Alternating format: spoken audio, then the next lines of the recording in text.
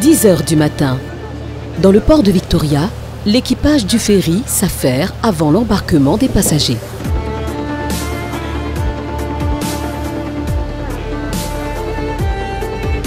Nous nous éloignons des côtes de Mahé, l'île principale des Seychelles, sur le catamaran rapide pouvant accueillir 350 passagers pour nous rendre à Praslin sur une mer un peu agitée. Mahé, Praslin, un étang. Et puis nous prenons un petit bateau encore, s'appelle Eyes of la Digue. Lui, il traverse Praslin, la digue, c'est 15 minutes.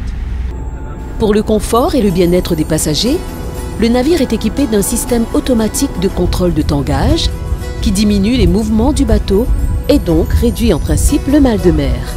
Là, nous pouvons faire une vitesse 26 à 27 nœuds. Bateau, voir les technologies. Nous avons un chart plotter, nous avons un GPS, nous avons 4 caméras sur le bateau, partout, devant, derrière. La traversée offre une vue imprenable sur les îles et les amoureux de la mer passent un moment magique en plein océan.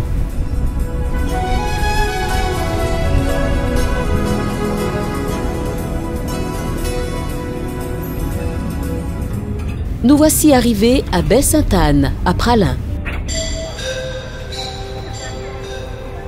Praslin est la seconde plus grande île de l'archipel des Seychelles. Elle est célèbre pour sa vallée de mai, inscrite au patrimoine mondial de l'humanité par l'UNESCO en 1983.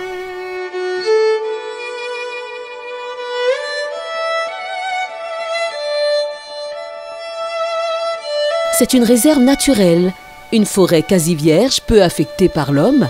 C'est là que se trouve le fameux coco de mer, dit coco-fesse.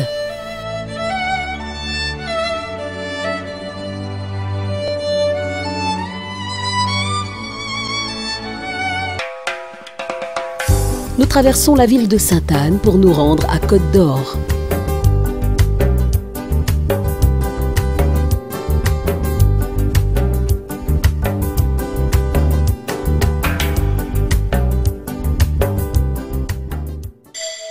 Praslin est aussi réputé pour sa nature verdoyante et ses plages paradisiaques.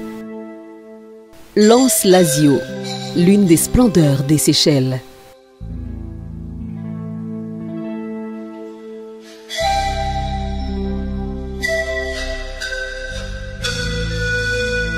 L'autre plage magnifique de Praslin, l'Anse-Volbert, se trouve sur le littoral nord, également appelé Côte d'Or, avec ses hôtels au charme traditionnel et des villas d'un grand confort. C'est justement dans l'une d'elles, Coco Bay Villa, qu'on retrouve sa propriétaire Rosemary Cobian. Bienvenue au Coco Bay Villa.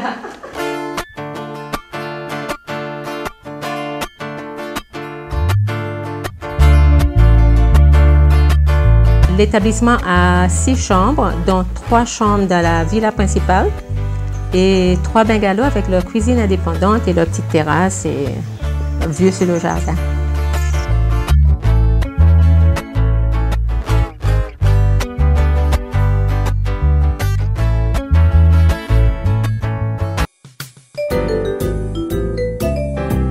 Les bungalows de Coco Bay Villa sont des chalets indépendants et spacieux avec une charmante décoration créole.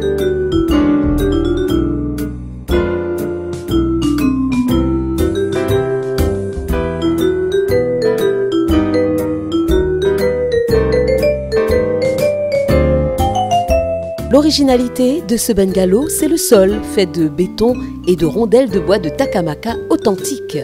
Nous travaillons plus souvent avec les Français, les Italiens. Là, par exemple, juillet-août, on est complet des Italiens qui aiment Praslin et surtout cette partie de Praslin.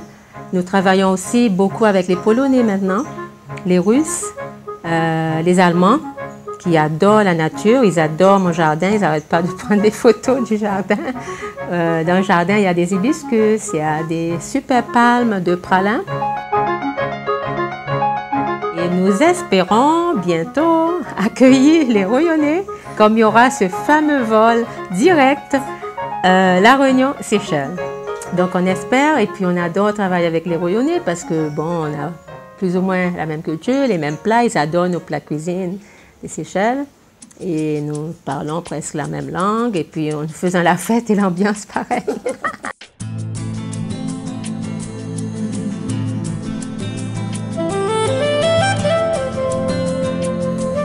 Je suis un petit hôtel avec des tarifs assez bas par rapport aux tarifs demandés à Côte d'Or.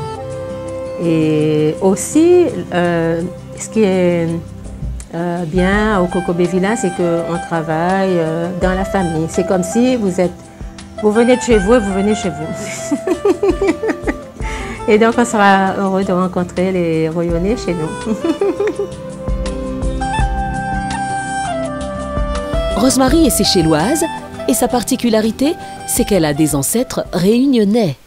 Je suis là, ma maman, ma grand-mère, et puis bon, c'est le 4e arrière-arrière-grand-père qui était né en mars 1807 à Saint-Pierre à La Réunion. Donc je suis réunionnaise aussi, de descendance. À quel moment vous avez su que vous aviez des ancêtres réunionnais? Ben, en fait, comme nous, on est nés en Tanzanie, c'est Mariola Pacrette-Payette qui était partie, donc mariée à mon père, qui s'appelait Boniface. Voilà. Et donc, en revenant à l'indépendance de la Tanzanie, qui était Tanganyika, qui est devenue Tanzanie, les parents nous ont ramenés aux Seychelles pour nous protéger. Et donc, ils nous ont laissés dans une école privée pensionnaire. Mais pendant les vacances, il y a eu cette grand-maman, donc Thérèse Payette. Ah, la grand-maman Payette. La grand-maman Thérèse Payette qui habitait à la digue. Voilà. Et d'un coup, elle a découvert ses petits-enfants. Donc, elle est venue prendre charge de ses petits-enfants, nous ramener à la digue pendant les vacances. Oui. Mais nous, on ne la connaissait pas trop. Mais par la suite, quand elle nous a raconté des histoires de grand-père Adam Payette, Louis Adam Payette, né en 1854 aux Seychelles. Oui. Et elle nous parlait toujours de ce grand-père Adam qui avait son père et ses grands-pères qui étaient nés à La Réunion. Donc elle nous racontait les soirs, il n'y avait pas de télé à l'époque, donc elle nous racontait des petites histoires. Et vous avez eu l'occasion de venir dans l'île pour découvrir la famille Payette de votre branche? Pas vraiment, mais c'est mon désir de le faire, c'est mon grand rêve de le faire. Et donc, c'est mon rêve de continuer, de revoir si je retrouve la famille de Florent Payette, qui était né en 1800 à La Réunion.